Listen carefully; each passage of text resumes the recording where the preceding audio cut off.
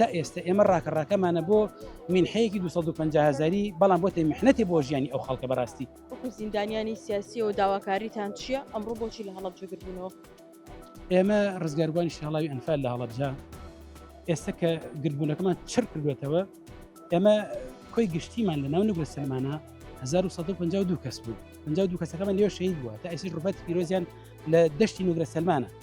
بۆیە پاش ئازاد بوونمان بە بڕیاری عەفوی عامی حکومەتی عێراقی ئەو کاتە دوای 4 مانگ و دەڕۆژ کە ئازاد کراین هەتا ئێستا ئێمە ڕاکەڕاکەمانە بۆ مینحەیەکی 250,000 بەڵام بۆتە میحنەتی بۆ ژیانی ئەو خەڵکە بەڕاستی. هیچ کەسێک سوودمەند نەبوو بەوەی کەوا لە یاساکە هاتووە، چونکە لە یاسای ژمارە 11 ساڵی 2011 کە چەند جار هەموار کراوەتەوە تقریبا 11 ئیمتیازی تایە بۆ ڕزگاربوونی هەڵاوی ئەنفال، بەڵام وەکو خۆی جێبەجێ ناکرێ. هەتا ئێستا 2 ئیمتیازیان لە 120 جێبەجێ نەکراوە.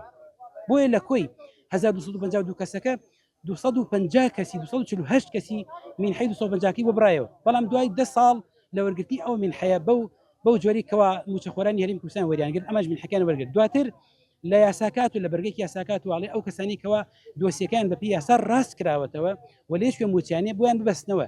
ئێمە تقریبا 287 کەسمان مایەوە کە لە هیچ شوێن موچەمان نەبوو. دوای 2 ساڵ ڕاکردن بە دوای سەرخستنی ئەم برگا توانیمان مینحەکەمان بۆ بگەڕێتەوە، بەڵام ئێستا لە بانقی هەڵەبجە ڕزگاربوونی شاڵاوی ئەنفال تەنها 57 کەس موچە وەرەگرن مینحە وەرەگرن کە 250,000 30 کەسی کەی لە شارشارەکانی هەرێمی کوردستان نیشتەجێن و ئەوان لەوێ مینحی وەرەگرن.